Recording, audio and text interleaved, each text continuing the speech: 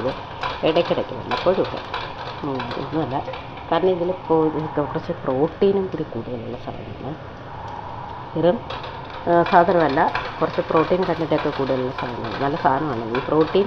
അതായത് diet form ചെയ്യുന്ന, diet എടുത്തുകൊണ്ടിരിക്കുന്ന ആൾക്കാർക്ക് യൂസ് ചെയ്യാൻ പറ്റുന്ന ഒരു സാധനമാണിത്.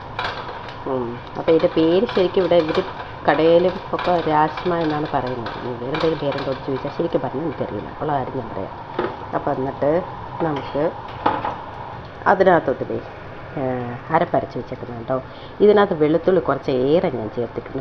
വെളുത്തുള്ളിയുണ്ട്, മഞ്ഞൾപ്പൊടി, പിന്നെ ജീരകം, തേങ്ങ, ഇത്രയും സാധനത്തെയും കൂടി നമ്മളൊന്ന്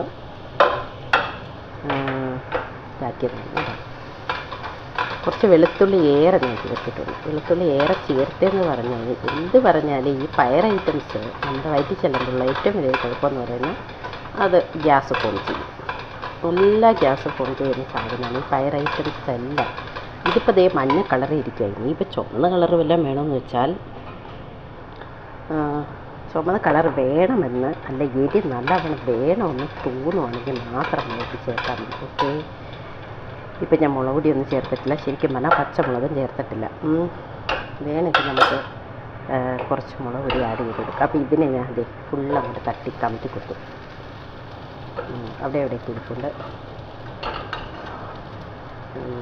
ഇത് കുറച്ച് പറഞ്ഞത് രാജ്മ എന്നാണ് ഇതിൻ്റെ പേര്. ഇത് ഒരു ദിവസം മുഴുവൻ വെള്ളത്തിലിട്ട് വെച്ച് അതിനെ നല്ലവണ്ണം കുതിർത്തെടുത്ത് അത് എടുക്കുമ്പോൾ തന്നെ ഒരുമാതിരി ചുമപ്പ് കളറുണ്ടാകും കേട്ടോ. ആ വെള്ളത്തിനൊക്കെ ചുമപ്പ് കളറുണ്ട്. അതൊക്കെ ഊറ്റി കളഞ്ഞ് 2-3 വെള്ളമൊക്കെ നല്ല വൃത്തിയായിട്ട് കഴുകിയെടുത്തിട്ട് സംഭവം നമ്മൾ ഉപ്പൊക്കെ ഇട്ട് വേവിച്ച് വെച്ച സാധനമാണ് ഈ സാധനം. ഇത് ഡയറ്റ് ഫോം ചെയ്യുന്നവർക്ക് വേണമെങ്കിൽ കഴിക്കാം. ഡയറ്റ് ഫോം ചെയ്യുന്നവർക്ക് കഴിക്കാമെന്ന് പറഞ്ഞാൽ നല്ല പ്രോട്ടീൻ്റെ കലവറയാണ് സംഭവം.